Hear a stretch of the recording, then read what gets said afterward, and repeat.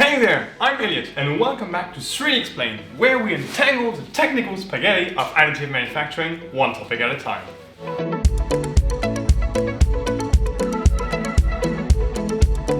Today, we're diving into a classic confusion, quality versus precision. And while we're at it, we'll throw in some dimensional accuracy and tolerances for good measure, pun intended. So let's start with accuracy. In 3D printing, accuracy means how close your printed part is to the actual dimensions in your digital design. If your CAD file says 50mm and your print comes out at 50.1, that's pretty accurate. If it comes out at 52, yeah, we've got a problem. Now, precision is different. Precision is about repeatability.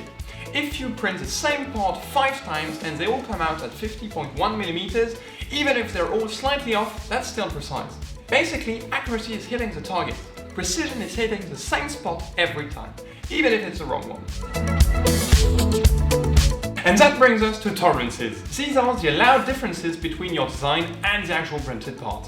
For example, if your part is supposed to be 10mm wide and your tolerance is plus or minus 0.2mm, anything between 9.8 and 10.2mm is fair game.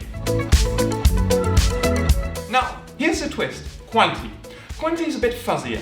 It includes accuracy and precision, but it's also about surface finish, structural strength, and whether the part performs like it's supposed to. You could have very precise print that looks like it was chewed on by a raccoon, not high quality. Or you could have a visually flawless part that just doesn't fit where it needs to go. Also not great. The importance of these factors really depends on the application. In aerospace or medical fields, tolerances are tight. A deviation of only a few microns can mean the difference between a working part and a catastrophic failure.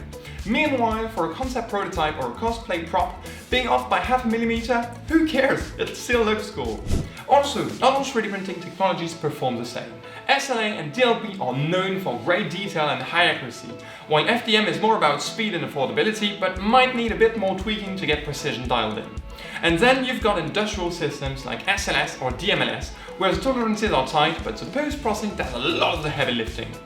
So here's the key takeaway. Knowing whether you need precision, accuracy, both, or just decent quality depends on what you're printing, why you're printing it, and whether anyone's life depends on it fitting together properly. That's it for today. Hope this helped demystify a few buzzwords.